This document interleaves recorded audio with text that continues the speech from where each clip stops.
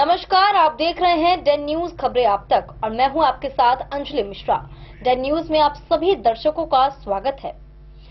आज के हेडलाइंस के प्रायोजक हैं सोने की शुद्धता की पहचान मॉडर्न कपड़ों का मॉल महादेव सा मरनाथ प्रसाद ज्वेलर्स और राज राजेश्वरी कलेक्शन, गांधी चौक, राजनगर बाजार, मधुबनी। असली मिठास से भरपूर तिलकुट का असली स्वाद, वीरेन तिलकुट वाला, बाटा चौक, मधुबनी। हर लोगों का भरोसेमंद ज्वेलरी दुकान Lal Babu Prasad and sons, Shankar Chowk, Madhubani. Trending fashion का सबसे भरोसेमंद ठिकाना Bombay fashion, Mahila college road, Madhubani. गुणवत्तापूर्ण शिक्षा की मजबूत पहचान विवेकानंद मिशन विद्यापीठ, माधोपुर पंडौल, मधुबनी। विश्वास का नाम बेहतरीन ज्वेलरी कलेक्शन के साथ लाल बाबू ज्वेलर्स, बाटा चौक, महिला कॉलेज रोड, मधुबनी। स्वाद, सफाई और पूरी फैमिली के लिए परफेक्ट प्लेस होटल गोकुल राज, राजनगर रोड, लहरियागंज, मधुबनी। जहां पढ़ाई बने आदत और हर दिन बढ़े आपकी काबिलियत। लक्ष्य लाइब्रेरी, गौशाला चौक, मधुबनी। मधेपुर में बैंक से लौट रहे सीएसपी संचालक से भेजा थाना क्षेत्र में हथियार दिखाकर 4,24,000 रुपए की गई लूट। जांच और छापेमारी में जुटी पुलिस।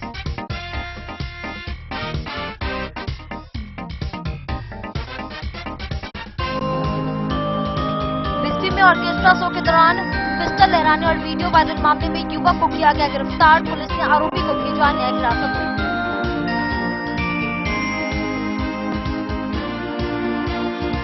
बेनीपट्टी में डीएसपी अमित कुमार ने मासिक अपराध गोष्ठी कर वाहन जांच, गश्ती, लंबित कांड निष्पादन और फरार अभियुक्तों की शीघ्र गिरफ्तारी के लिए दिए कई आवश्यक दिशा निर्देश।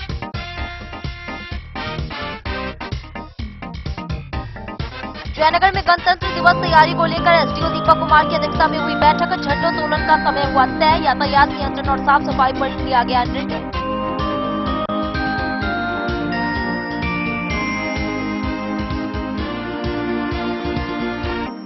मधुबनी में जिला प्रशासन गांव की ओर कार्यक्रम के तहत 122 पंचायतों में फॉर्मल रजिस्ट्रेशन और ई-केवाईसी योजनाओं की औचक निरीक्षण व की गई जांच। डीएम आनंद शर्मा के निर्देश पर हुई कार्रवाई।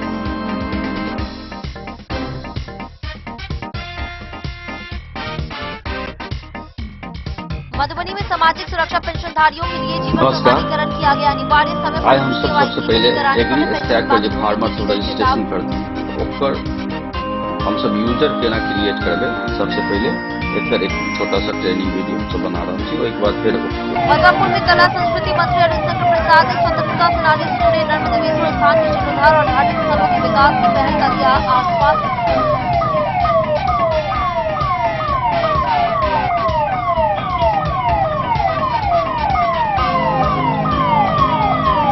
और मधुबनी के राजनगर में महिला एवं बाल विकास निगम द्वारा बाल विवाह मुक्त भारत अभियान सह सखी वार्ता का किया गया आयोजन। महिलाओं के अधिकार, सुरक्षा और योजनाओं की दी गई जानकारी।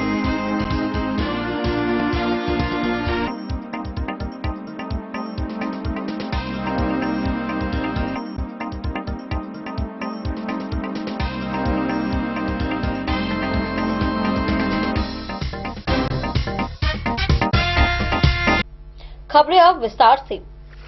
बिहार में उस समय हड़कंप मच गया जब एक ईमेल के द्वारा पटना समेत कई जिलों के कोर्ट परिसरों को बम से उड़ाने की धमकी दी गई। मधुबनी सिविल कोर्ट में भी अफवाह फैलते ही प्रशासन ने तुरंत कोर्ट परिसर को खाली करा दिया। जज, वकील, स्टाफ, कैदी और फरियादियों को बाहर निकाला गया। एसडीएम चंदन झा और एसपी योगेंद्र कुमार मौके पर सुरक्षा व्यवस्था संभाले रहे। बम निरोधक दस्ता और डॉग स्क्वाड जांच में लगे हुए रहे। वहीं अब तक किसी विस्फोटक या संदिग्ध वस्तु की पुष्टि नहीं हुई है। वहीं पूरे प्रशासन ने अलर्ट मोड जारी रखा है। बिहार में उस वक्त हड़कंप मच गया जब पटना समेत कई जिलों के कोर्ट परिसरों को बम से उड़ाने की धमकी भरा ईमेल मिला। धमकी के बाद सभी कोर्ट खाली कराए गए और सुरक्षा एजेंसियां अलर्ट मोड में हैं। मधुबनी सिविल कोर्ट में भी उसी समय हड़कंप मच गया जब अचानक कोर्ट परिसर में बम होने की अफवाह फैली। इसे देखते हुए जिला प्रशासन ने कोर्ट परिसर को तुरंत खाली करा लिया। वहीं जज, वकील और कोर्ट स्टाफ अपने अपने चैम्बर से बाहर निकले। वहीं कैदी, गवाह और फरियादी भी वापस लौटा दिए गए। फिलहाल किसी को भी कोर्ट परिसर में जाने की अनुमति नहीं दी जा रही है। एसडीएम चंदन झा और एसपी योगेंद्र कुमार समेत कई वरीय पदाधिकारी कोर्ट परिसर में सुरक्षा व्यवस्था की कमान संभाले हुए हैं। बम निरोधक दस्ता और डॉग स्क्वाड की टीम ने मोर्चा संभाल लिया है। राहत की बात यह रही कि अब तक किसी भी तरह के विस्फोटक या संदिग्ध वस्तु मिलने की पुष्टि नहीं हुई है। मधुबनी जिला प्रशासन पूरी तरह अलर्ट मोड में है और कोर्ट परिसर के आसपास भारी संख्या में पुलिस बल की तैनाती की गई है। मधुबनी कोर्ट में आज उस वक्त अफरा तफरी मच गई जब जिला एवं सत्र न्यायाधीश के वेबसाइट पर एक मेल आया जिसमें मधुबनी कोर्ट में बम होने की अफवाह पर जो है पूरा प्रशासनिक अमला मधुबनी एसपी योगेंद्र कुमार स्वयं यहां पहुंचे, घंटा भर यहां रहे। मधुबनी सदर डीएसपी अमित कुमार वन वो पूरे पुलिस अमला के साथ पहुंचे, सदर एसडीओ चंदन कुमार झा यहां पहुंचे।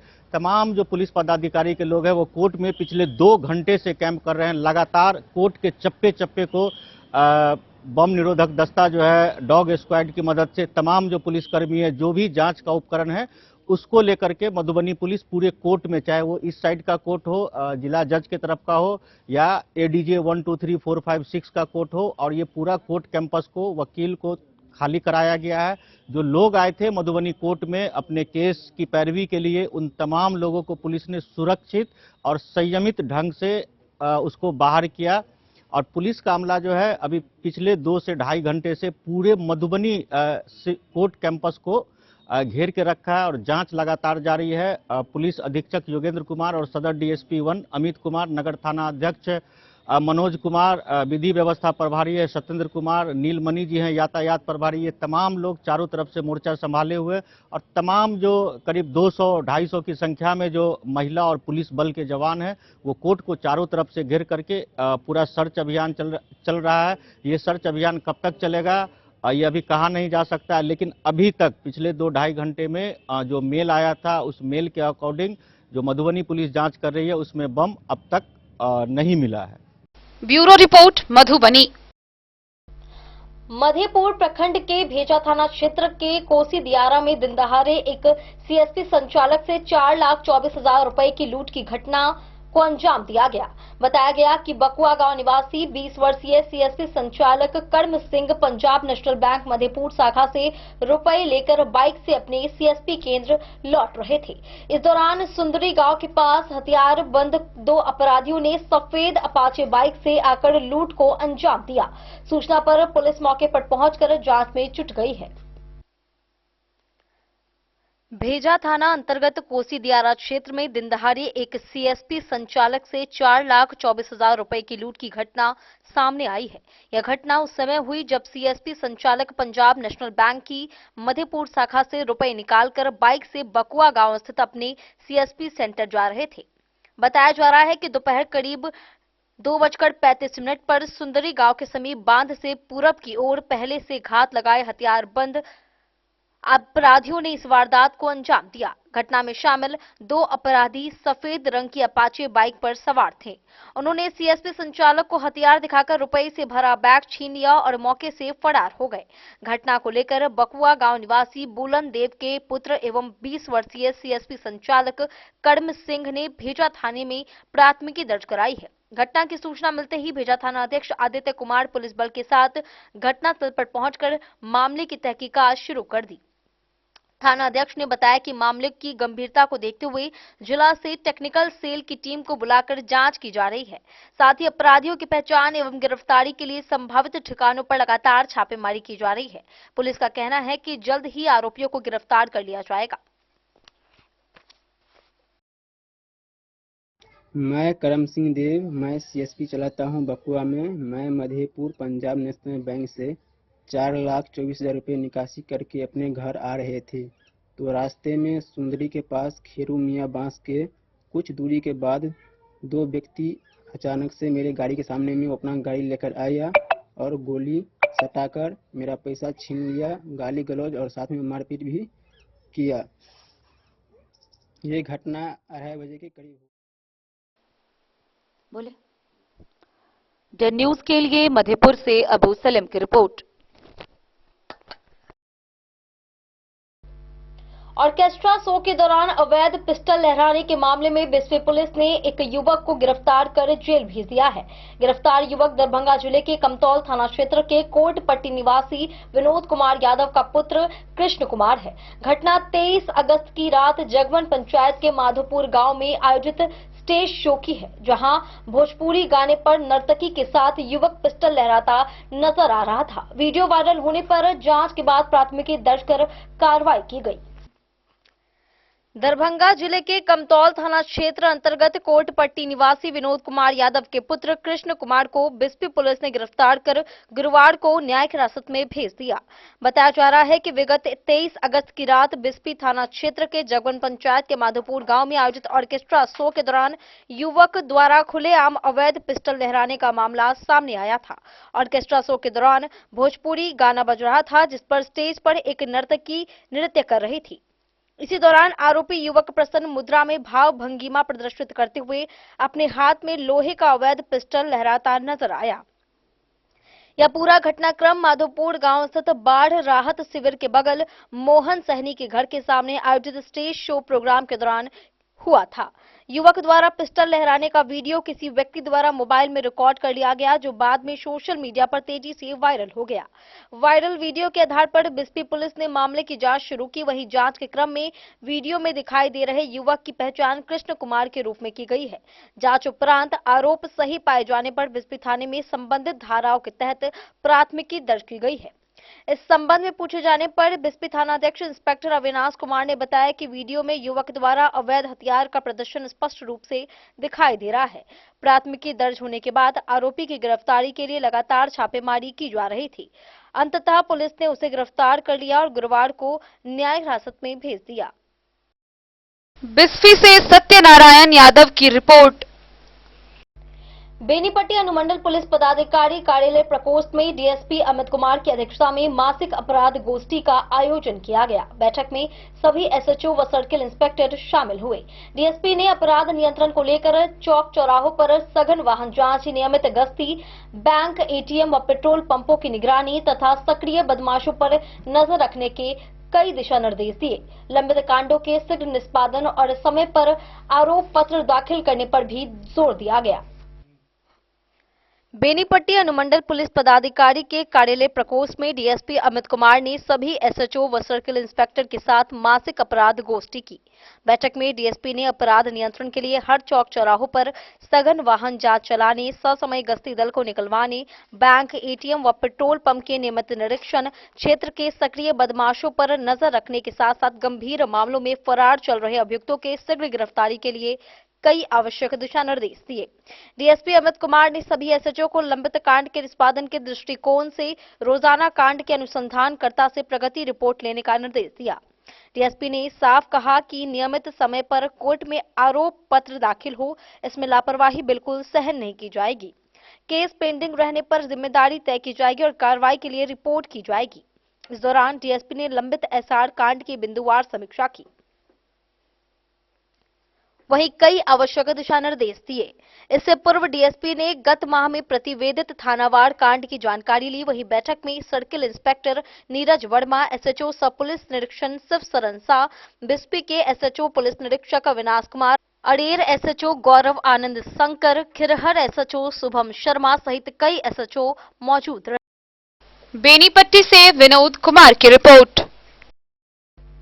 जयनगर प्रखंड में गणतंत्र दिवस की तैयारी को लेकर गुरुवार को अनुमंडल कार्यालय सभागार में एसडीओ दीपक कुमार की अध्यक्षता में बैठक हुई। बैठक में एसडीपीओ सहित प्रशासनिक, सामाजिक व राजनीतिक प्रतिनिधि उपस्थित रहे। इस वर्ष भी गणतंत्र दिवस हर्षोल्लास से मनाने का निर्णय लिया गया है। अनुमंडल कार्यालय में सुबह 9:10 पर तथा +2 हाई स्कूल मैदान में 9:40 पर झंडोत्तोलन किया जाएगा।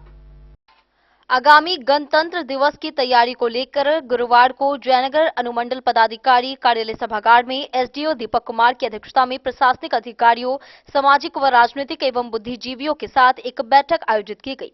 बैठक में SDPO Raghav Dayal, BDO Rajeev Ranjan Kumar, CO Akhilesh Chaudhary, ग्रामीण कार्य विभाग सहायक अभियंता अशोक कुमार, आपूर्ति पदाधिकारी विपिन कुमार, अंशु, शिक्षा पदाधिकारी पूनम राजीव, सीडीपीओ रीता रानी, अग्निशमन अधिकारी अंकुश कुमार, माकपा प्रखंड अध्यक्ष कुमार राणा प्रताप सिंह, राजेश महतो के अलावे विभिन्न प्राइवेट स्कूल के प्रतिनिधि उपस्थित रहे। बैठक में पूर्व की भांति इस वर्ष भी गणतंत्र दिवस हर्षोल्लास के साथ मनाने पर विचार विमर्श किया गया, जिसमें जयनगर अनुमंडल कार्यालय मुख्य समारोह स्थल पर सुबह 9:10 पर एवं +2 हाई स्कूल मैदान में 9:40 पर झंडोत्तोलन का समय निर्धारित किया गया है। सरकारी कार्यालयों पर झंडोत्तोलन में विभिन्न स्कूलों के छात्रों के द्वारा राष्ट्रीय गीत गाने को लेकर स्कूल को चयनित किया गया। इसके साथ ही गणतंत्र दिवस के दिन सुबह 12 बजे तक शहरी क्षेत्रों में भारी वाहनों के प्रवेश पर रोक लगाने, स्टेशन चौक से पटना गद्दी चौक के बीच जाम की समस्या के समाधान हेतु अतिक्रमण मुक्त अभियान चलाने एवं शहरी क्षेत्र में ई रिक्शा चालकों से कागजात और लाइसेंस की मांग करने पर भी चर्चा की गई। उपस्थित लोगों ने कहा कि प्रत्येक वर्ष गणतंत्र दिवस की बैठक में उस दिन शहर में भारी वाहनों के प्रवेश को लेकर चर्चा होती है, लेकिन बैठक में पास होने के बाद अमल नहीं होता है। एसडीओ ने बताया कि बीते वर्ष की तरह इस वर्ष भी धूमधाम से गणतंत्र दिवस मनाया जाएगा। कुछ समय में परिवर्तन किया गया है, वहीं साफ सफाई पर विशेष ध्यान दिया जा रहा है। डे न्यूज के लिए जयनगर से मोहम्मद अली की रिपोर्ट है। इस बुलेटिन की शुरुआत से पहले नजर डालते हैं आज के हेडलाइंस पर। त्योहार और शादी विवाह का सीजन आ गया है और इसी सुनहरे मौके पर राजनगर के विश्वसनीय प्रतिष्ठान महादेव शाह अमरनाथ प्रसाद ज्वेलर्स और Raj Rajeshwari collection RP mall अपने ग्राहकों के लिए लेकर आया है शानदार ऑफर। अब सोने चांदी के गहनों की मेकिंग चार्ज पर 32% तक की पाई छूट और डायमंड ज्वेलरी पर भी 22% तक का विशेष डिस्काउंट। तो बढ़ते दामों से पहले अपने मनपसंद गहनों की बुकिंग आज भी कराएं। वहीं Raj Rajeshwari collection RP mall में साड़ी, सूट, लहंगा, कुर्ता पैजामा, शेरवानी, जींस, शर्ट, बच्चों के कपड़े और बेडशीट का आकर्षक व नवीनतम कलेक्शन भी उपलब्ध है और इन सभी कपड़ों पर मिल रहा है फ्लैट 32% तक का डिस्काउंट। तो देर किस बात की, इस त्योहार और शादी सीजन को बनाए और भी खास। केवल महादेव शाह अमरनाथ प्रसाद ज्वेलर्स और Raj Rajeshwari collection RP mall के साथ। हमारा पता है गांधी चौक, राजनगर बाजार, मधुबनी। अब आपके अपने शहर मधुबनी में खुल चुका है आधुनिक सुविधाओं से सुसज्जित लक्ष्य लाइब्रेरी। यहाँ आपको मिलेगा 24 घंटे 7 दिन खुला रहने वाला अध्ययन स्थल, जहाँ हर वक्त रहेगा शांत और प्रेरणादायक माहौल। सुविधा है फ्री पार्किंग, आरओ वाटर और फुल्ली एयर कंडीशन्ड हॉल की। बिजली की कोई चिंता नहीं, क्योंकि 24 घंटे पावर बैकअप इन्वर्टर और हर सीट पर इंडिविजुअल चार्जिंग पॉइंट है उपलब्ध। आपके पढ़ाई को रफ्तार देने के लिए है high speed internet, wifi, current affair magazine और प्रतिदिन हिंदी इंग्लिश न्यूज़पेपर।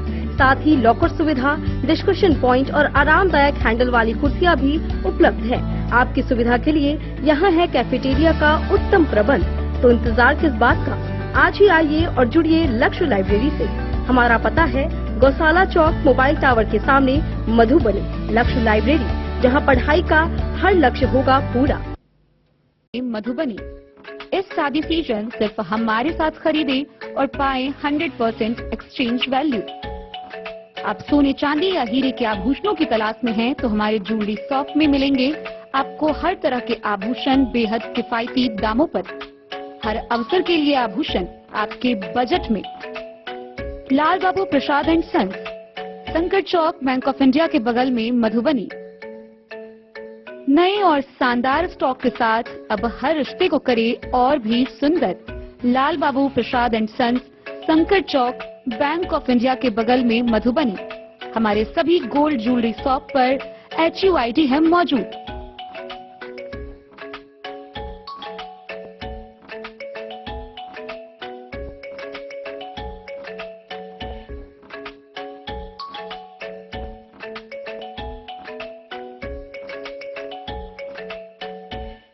ट्रेंड के इस जमाने में क्या आप भी चाहते हैं स्टाइलिश और फैशनेबल कपड़े? क्या आप अपने लुक को अपग्रेड करना चाहते हैं? अगर हाँ, तो आज ही आए Bombay fashion readymade sari showroom. हमारे पास पुरुषों, महिलाओं और बच्चों के लिए है नए से नए फैशन ट्रेंड में कपड़े और एक्सेसरीज का लार्ज कलेक्शन। आपके बजट और हर अवसर के लिए खास। चाहे काम के लिए हो नए आउटफिट की तलाश, या पार्टी के लिए ड्रेस, या किसी खास अवसर के लिए सूट, सलवार और साड़ी, हमारे पास है हर एक ब्रांड। क्रिम्सन क्लब, मुफ्ती, टर्टल और किलर के SIS स्टोर्स। इसके अलावा रेमंड, स्पार्की, जॉकी, लक्ष्मीपति, मान्यवर, ब्लैकबेरी, नवाब पार्कर जैसे बड़े ब्रांड। तो देर किस बात की, आज ही आए बॉम्बे फैशन साड़ी एवं रेडीमेड शोरूम। हमारा पता है महिला कॉलेज रोड, मधुबनी।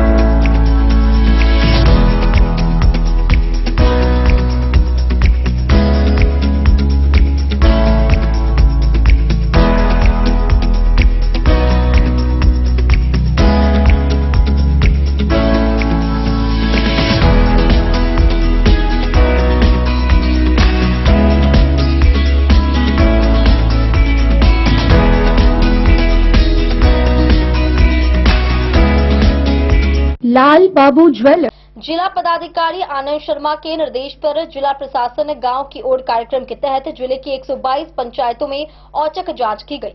जांच का उद्देश्य किसानों को सरकारी योजनाओं व सेवाओं का लाभ सुनिश्चित करना था। इस दौरान फार्मर रजिस्ट्रेशन और ई-केवाईसी की प्रक्रिया की समीक्षा की गई। पदाधिकारियों ने किसान सलाहकार व राजस्व कर्मचारियों द्वारा किए जा रहे कार्य, पंजीकरण की गति, आईडी उपयोग और आ रही समस्याओं का अवलोकन किया। जिला अधिकारी आनंद शर्मा के द्वारा सरकार द्वारा विभिन्न प्रकार की जन उपयोगी एवं लोक कल्याणकारी योजनाओं का निर्धारित समय सीमा के अंदर गुणवत्तापूर्ण क्रियान्वयन के लिए जिला प्रशासन गांव की ओर कार्यक्रम के तत्वाधान में बुधवार को जिले के 122 पंचायतों में पदाधिकारियों के द्वारा किसानों को सरकारी योजनाओं एवं विभाग द्वारा प्रदान की जा रही सेवाओं को आच्छादित किए जाने को लेकर औचक जांच की गई। औचक जांच के क्रम में फार्मर रजिस्ट्रेशन की प्राथमिकता को देखते हुए पंचायत में कार्यरत किसान सलाहकार संबंधित किसान का ई-केवाईसी करने के उपरांत डेटा संबंधित पंचायत के राजस्व कर्मचारी के लॉगिन में प्रदर्शित होता है, जिसे संबंधित राजस्व कर्मचारी उस किसान से संबंधित कुछ महत्वपूर्ण अन्य विवरणी जैसे खाते, केसरा संख्या, बायोमेट्रिक, फोटो का संधारण कर ससमय अग्रेतर कार्रवाई की जा रही है। जिलाधिकारी द्वारा दिए गए निर्देश के आलोक में संबंधित पदाधिकारियों ने आवंटित पंचायत में जाकर फार्मर रजिस्ट्री की प्रगति की समीक्षा की गई एवं आवश्यक दिशा निर्देश दिए गए। इस क्रम में संबंधित पदाधिकारियों ने पंचायत में किसान सलाहकार एवं राजस्व कर्मचारी द्वारा किए जा रहे फार्मर रजिस्ट्री की संपूर्ण प्रक्रिया, ई-केवाईसी, राजस्व कर्मचारी के स्तर पर कार्यरत आईडी की संख्या, किसानों को मोबाइलाइज करने की प्रक्रिया, प्रति घंटे किए जा रहे फार्मर रजिस्ट्रेशन की संख्या, पूरी प्रक्रिया के दौरान आ रही बाधाओं आदि का अवलोकन किया गया। सभी प्रतिनियुक्त अधिकारियों ने जांच की। वहीं पदाधिकारियों के द्वारा आवंटित पंचायत गांव में जांच कर प्रतिवेदन को गूगल सीट में दर्ज किया गया। Bureau report Madhubani. मधुबनी जिला सामाजिक सुरक्षा कोषांग ने सभी पेंशनधारियों के लिए जीवन प्रमाणीकरण अनिवार्य बताया है। वृद्ध, विधवा या दिव्यांग पेंशनधारी वर्ष में कम से कम एक बार निःशुल्क सीएससी पर जीवन प्रमाणीकरण कराएं, अन्यथा पेंशन बाधित हो सकती है। फिंगरप्रिंट न होने पर आइरिस से भी प्रमाणीकरण कराया जा सकता है। जिले में कुल 6,08,081 में से अब तक लगभग 60% पेंशनधारियों का ही प्रमाणीकरण हो पाया है। सामाजिक सुरक्षा कोषांग मधुबनी द्वारा संचालित सभी 6 प्रकार की सामाजिक सुरक्षा पेंशन योजनाओं के अंतर्गत समाज के वृद्ध, विधवा एवं दिव्यांग जनों को प्रतिमाह पेंशन की राशि प्रत्यक्ष लाभ अंतरण के माध्यम से सीधे उनके बैंक खाते में उपलब्ध कराई जाती है।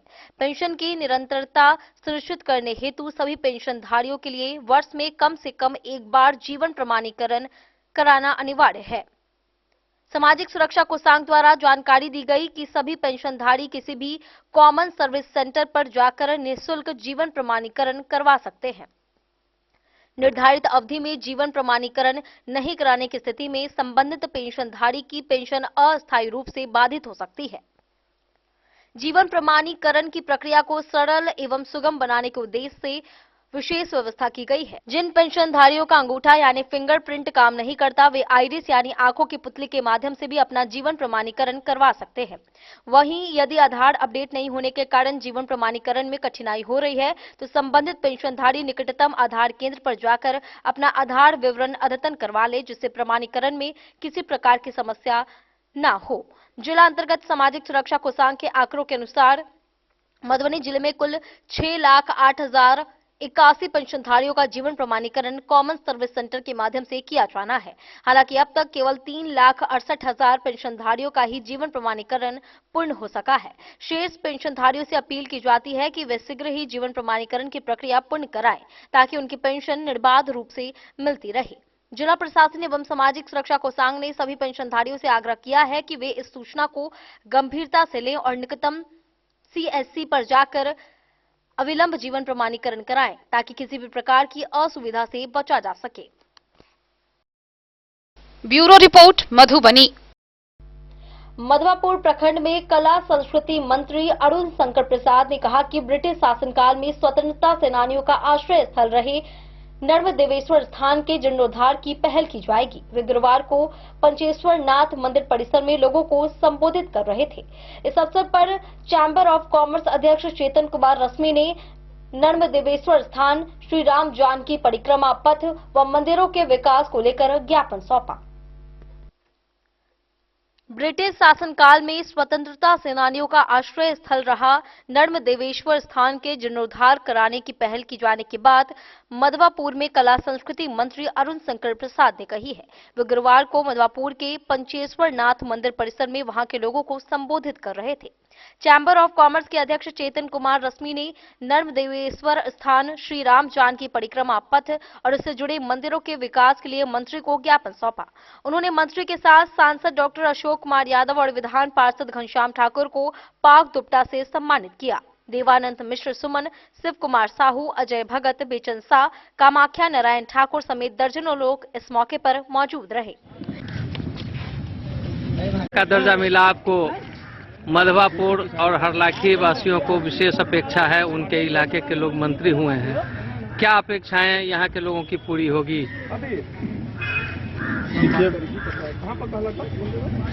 हम कला संस्कृति और पर्यटन विभाग की ओर से इस मधुबनी जिले में जितना संभव है उतना प्रयास कर रहे हैं कि यहाँ का पर्यटन के मानचित्रों पर विकास हो और कला संस्कृति के द्वारा यहाँ के कला को प्रोत्साहित किया जाए। उसके लिए विभिन्न जगहों पर जहाँ भी वैसी महत्व का जगह है वहाँ हम महोत्सव के माध्यम से, अन्य माध्यम से अपने कलाकारों को, अपनी प्रतिभाओं को निखारते हैं। मधवापुर में नर्मदेश्वर स्थान स्वतंत्रता सेनानियों का आश्रय स्थल रह चुका है। बहुत ही उपेक्षित स्थान है। उस दिशा में बराबर यहाँ के व्यवसायियों की मांग रही है। यहाँ के व्यवसायी प्रमुखता से उस मांग को उठाते रहे हैं। उस दिशा में क्या कुछ इन लोगों की अपेक्षा जो है वहाँ तक उस पर सरकार स्तर से क्या मुझे प्राप्त हुआ है चैम्बर ऑफ कॉमर्स के द्वारा, और उसमें जो भी संभावनाएं होंगी उस संभावनाओं का तलाश हम लोग करेंगे और उसका जो भी हो सकता है वो विकास के लिए हम लोग प्रयास करेंगे। द न्यूज के लिए मधवापुर से एसके दीपक की रिपोर्ट। महिला एवं बाल विकास निगम मधुबनी द्वारा राजनगर स्थित जीविका प्रखंड कार्यालय में बाल विवाह मुक्त भारत अभियान सखी वार्ता का आयोजन किया गया। कार्यक्रम में महिलाओं व किशोरियों को उनके अधिकार, सुरक्षा कानूनों और सरकारी योजनाओं की जानकारी दी गई। बाल विवाह निषेध, घरेलू हिंसा, पॉक्सो, महिला हेल्पलाइन व साइबर क्राइम जैसे विषयों पर जागरूक किया गया। अंत में प्रतिभागियों ने बाल विवाह के खिलाफ शपथ लेकर लैंगिक समानता और महिला सशक्तिकरण पर जोर दिया। महिलाओं के सशक्तिकरण एवं सामाजिक कुरीतियों के उन्मूलन की दिशा में महिला एवं बाल विकास निगम मधुबनी द्वारा सफल जीविका प्रखंड कार्यालय राजनगर में बाल विवाह मुक्त भारत अभियान सखी वार्ता कार्यक्रम का सफल आयोजन किया गया। कार्यक्रम का मुख्य उद्देश्य महिलाओं एवं किशोरियों को उनके अधिकारों, सुरक्षा संबंधित प्रावधानों तथा विभिन्न सरकारी योजनाओं की विस्तृत जानकारी प्रदान करना रहा। कार्यक्रम के दौरान प्रतिभागियों को मिशन शक्ति, प्रधानमंत्री मातृ Vandana Yojana, one stop centre, महिला helpline 181, child helpline 1098, cyber crime helpline 1930, बाल विवाह निषेध अधिनियम, घरेलू हिंसा से महिलाओं का संरक्षण अधिनियम, पॉक्सो अधिनियम एवं कार्यस्थल पर महिलाओं के साथ यौन उत्पीड़न अधिनियम जैसे महत्वपूर्ण विषयों पर विस्तारपूर्वक जानकारी दी गई। कार्यक्रम में बाल विवाह जैसी सामाजिक कुरीति पर विशेष जोर देते हुए वीना चौधरी केसवड़कर ने इसे समाज से जड़ से समाप्त करने का आह्वान किया। उन्होंने कहा कि बाल विवाह न केवल कानून अपराध है बल्कि यह बालिकाओं के स्वास्थ्य, शिक्षा और भविष्य के लिए भी घातक है। सखी वार्ता एवं जागरूकता सत्र के दौरान महिलाओं ने जेंडर आधारित हिंसा, घरेलू समस्याओं एवं सामाजिक चुनौतियों पर खुलकर अपनी बातें रखी।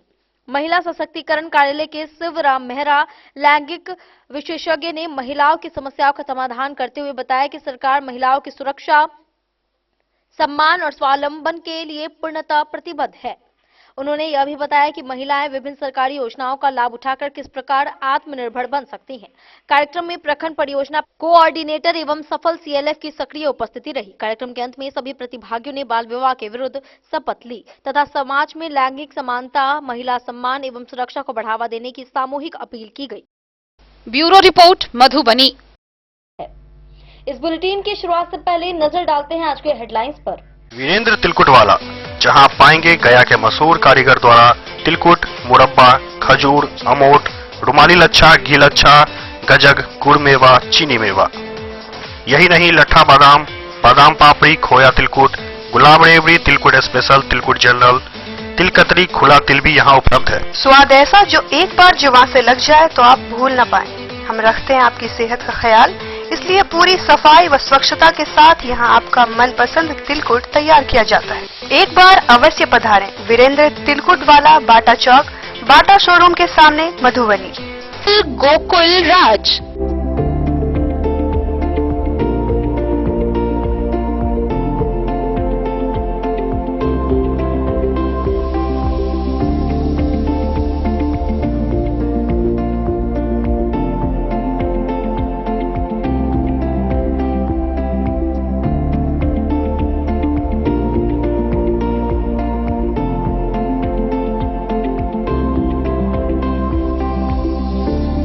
शहर के भीड़ भाड़ से दूर, शांति और सुकून से भरे वातावरण में मधुबनी शहर के लहरियागंज वार्ड नंबर 1 में पूरे मिथिलांचल क्षेत्र का सबसे भव्य होटल, होटल गोकुल राज।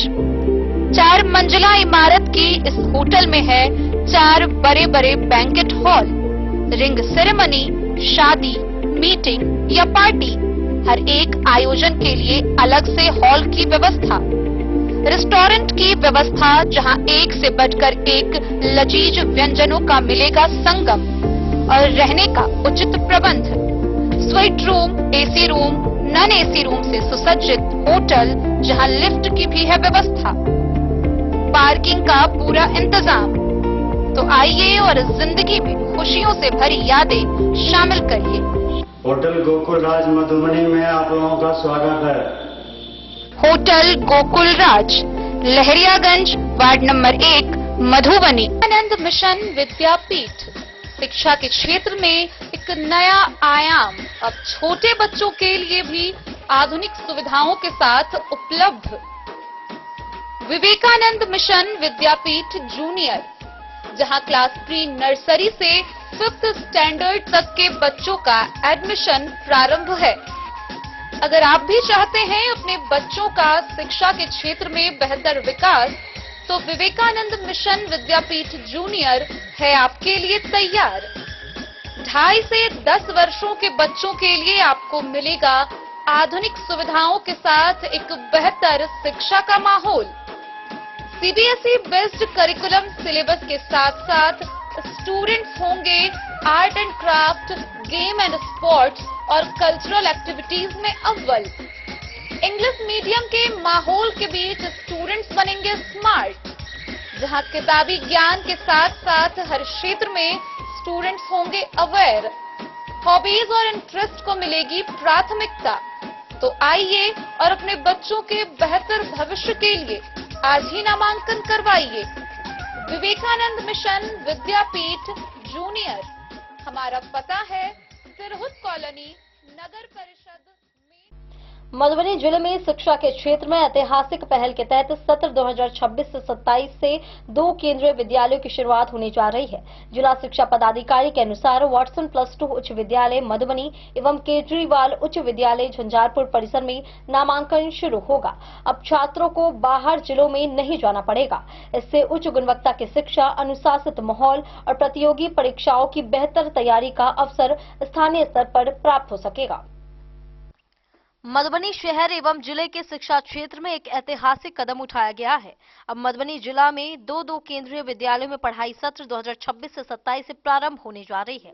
यह जानकारी स्वयं जिला शिक्षा पदाधिकारी द्वारा दी गई है, जिससे जिले के छात्रों, अभिभावकों और शिक्षाविदों में खुशी की लहर दौड़ गई है। जिला शिक्षा पदाधिकारी के अनुसार मधुबनी शहर स्थित वाटसन +2 उच्च विद्यालय एवं झंझारपुर के केजरीवाल उच्च विद्यालय परिसर में इसी सत्र से केंद्रीय विद्यालय के लिए नामांकन प्रक्रिया शुरू की जाएगी। लंबे समय से मधुबनी जिले में केंद्रीय विद्यालय की मांग की जा रही थी, जिसे अब पूरा कर लिया गया है। अब तक मधुबनी जिले के विद्यार्थियों को केंद्रीय विद्यालय में पढ़ाई के लिए दरभंगा, समस्तीपुर या अन्य जिलों का रुख करना पड़ता था। इससे न केवल आर्थिक बोझ बढ़ता था, बल्कि छात्रों को आवागमन और आवास की भी परेशानी झेलनी पड़ती थी। लेकिन अब स्थानीय स्तर पर ही केंद्रीय विद्यालय की सुविधा उपलब्ध होने से इन सभी समस्याओं से निजात मिलेगा। केंद्रीय विद्यालय की स्थापना से मधुबनी जिले में उच्च गुणवत्ता वाली शिक्षा, अनुशासित शैक्षणिक वातावरण और राष्ट्रीय स्तर पर पाठ्यक्रम छात्रों को उपलब्ध होगा। इससे जिले के विद्यार्थियों को प्रतियोगी परीक्षाओं की बेहतर तैयारी का अवसर भी मिलेगा। शिक्षा जगत से जुड़े लोगों का मानना है कि यह कदम मधुबनी जिले के शैक्षणिक विकास में मील का पत्थर साबित होगा। अभिभावकों ने भी इस निर्णय का स्वागत किया और इसे जिले के भविष्य के लिए अत्यंत सकारात्मक पहल बताया है। कुल मिलाकर 2 केंद्रीय विद्यालयों की शुरुआत से मधुबनी जिले में शिक्षा का एक नया अध्याय शुरू होने जा रहा है। डेन न्यूज के लिए प्रवीण कुमार झा की रिपोर्ट। मधवापुर में वीर शिवाजी T20 क्रिकेट टूर्नामेंट का आयोजन 15 जनवरी से मधवापुर डिग्री कॉलेज के मैदान में आयोजित होगा, जिसका फाइनल मुकाबला 2 फरवरी को खेला जाएगा।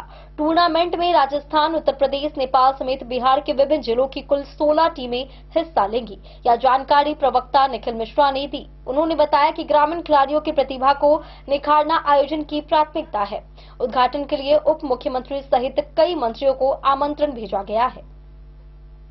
राजस्थान, यूपी व नेपाल समेत सूबे के विभिन्न जिलों के क्रिकेट खिलाड़ियों की कुल 16 टीमों का मुकाबला मधवापुर में आयोजित होगा। यह जानकारी वीर शिवाजी T20 क्रिकेट टूर्नामेंट के प्रवक्ता निखिल मिश्रा ने पत्रकारों को दी। उन्होंने बताया कि टूर्नामेंट का आगाज 15 जनवरी से मधवापुर डिग्री कॉलेज के मैदान में किया जाएगा। फाइनल मुकाबला 2 फरवरी को आयोजित होगा। एसएसबी समेत 22 कप्तानों ने टूर्नामेंट में शामिल कराने का आग्रह किया। वहीं प्रतिभागी टीमों की सूची जल्द प्रकाशित की जाएगी। प्रवक्ता ने कहा कि ग्रामीण खिलाड़ियों की प्रतिभा को निखारना आयोजन की पहली प्राथमिकता है। उद्घाटन के लिए उप मुख्यमंत्री समेत कई मंत्रियों को न्योता भेजे जाने की जानकारी उन्होंने दी।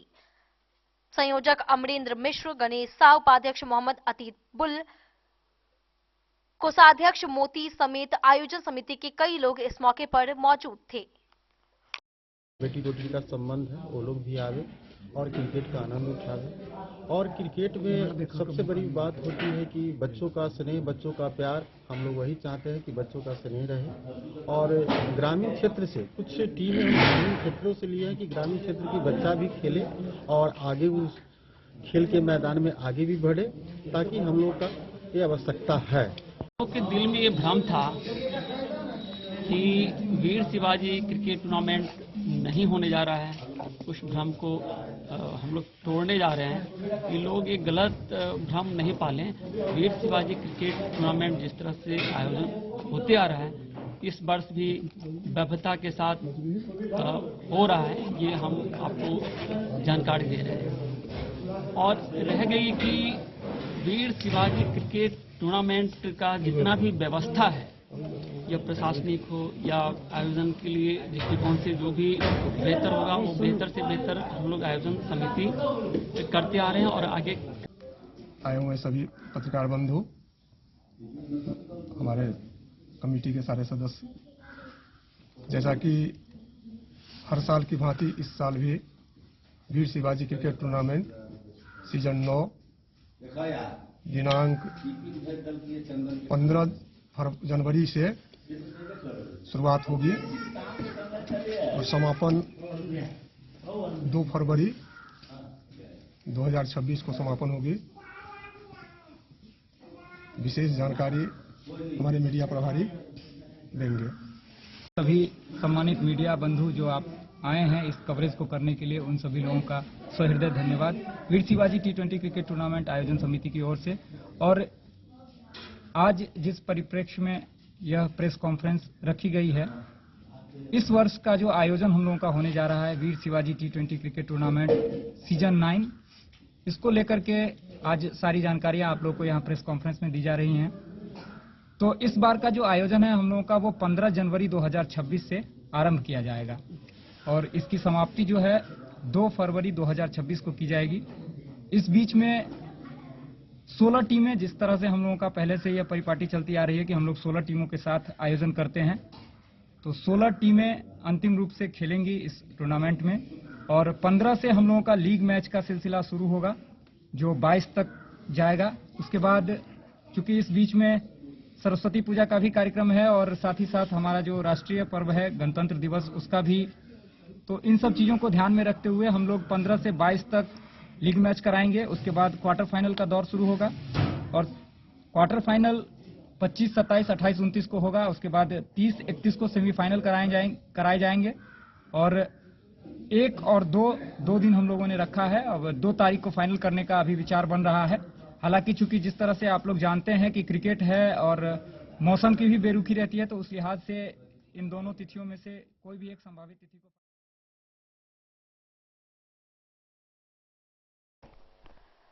द न्यूज के लिए मधवापुर से SK दीपक की रिपोर्ट।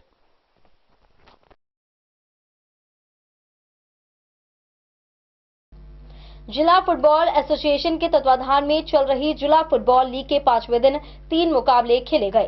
पहले मैच में रेमंड मधुबनी आजाद क्लब भवारा ने hotel DG Madhubani youth club Jaynagar को 1-0 से हराया।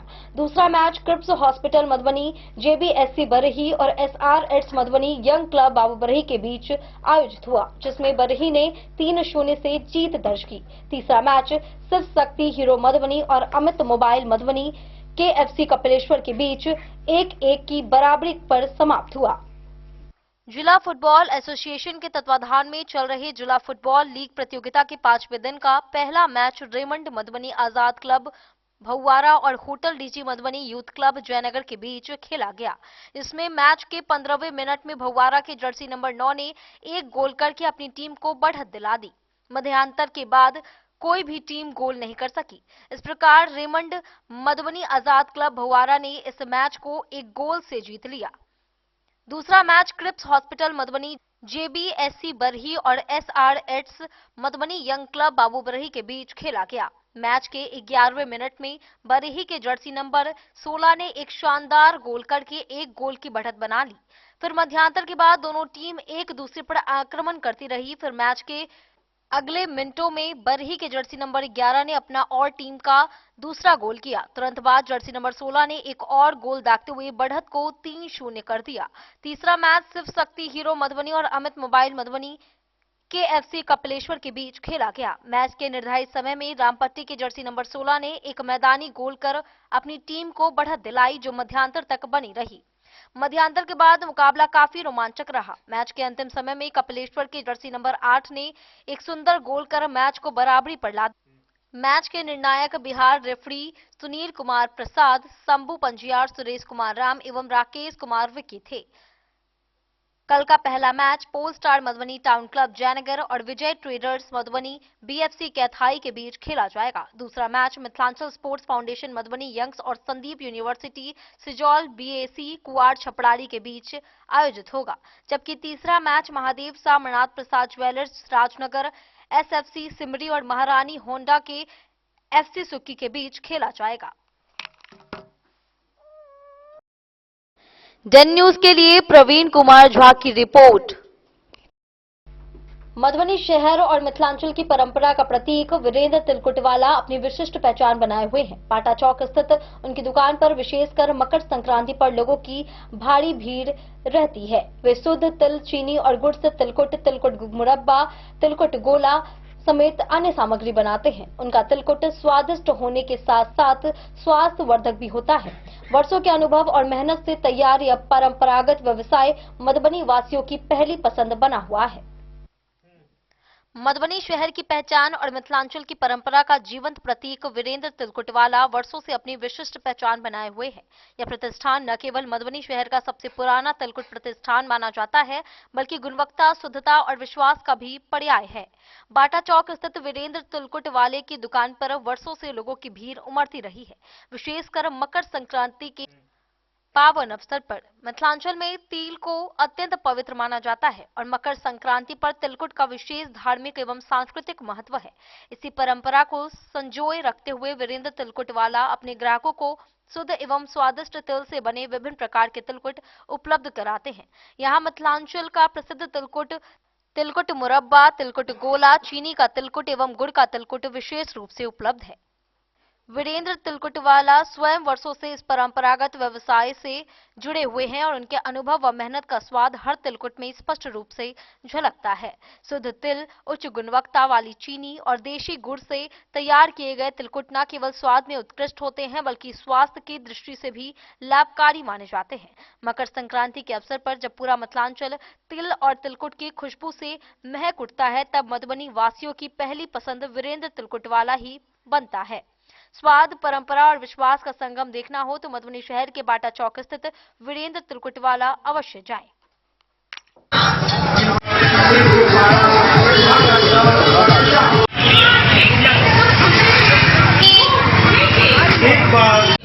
मकर संक्रांति के अवसर पर मिथिलांचल में तिल, गुड़ एवं तिलवा का विशेष मांग है। इसी कड़ी में हम लोग आज वीरेंद्र तिलकुटवाला, जो मिथिलांचल का बहुत ही प्रसिद्ध दुकानदार है, आइए उनसे जानते हैं जो इस मकर संक्रांति पर वीरेंद्र तिलकुटवाले के यहाँ क्या क्या सामान उपस्थित है और मिलता है। आप लोग आए और वीरेंद्र तिलकुटवाले पे खरीदारी करें। आइए जानते हैं इनके ऑनर से जो इस बार क्या विशेष है वीरेंद्र तिलकुटवाले के पास। हमारे यहाँ तिलकुट मिलेगा, गजक मिलेगा, तिल पापड़ी मिलेगा, तिलकतरी मिलेगा, गुड़ के मस्का मिलेगा, गजक मिलेगा, फुवारा तिलकुट मिलेगा, हमारे गुलाब लौरी मिलेगा, मुरब्बा मिलेगा, अनरसा मिलेगा। इतना हमारे पास उपलब्ध है। वीरेंद्र तिलकुटवाला मिथिलांचल का एक प्रसिद्ध तिलकुट का दुकान है। सबसे बहुत पुराना दुकान है अपने मधुबनी जिला का, सबसे नंबर 1 दुकान, सबसे बड़ा। और क्या ग्राहकों के लिए कुछ विशेष सुविधा भी आपके यहाँ है? हमारे यहाँ सप्लाई भी होता है, खुदरा भी है, सप्लाई भी करते हैं हम, खुदरा भी। ग्राहकों के लिए विशेष सुविधा? ग्राहक के लिए पूरा भरपूर सुविधा मिलेगा यहाँ पर, उससे सुविधा को कमी नहीं मिलेगा। आपका परिचय? मेरा नाम है श्याम सुंदर शाह, वीरेंद्र तिलकुटवाले के बेटा।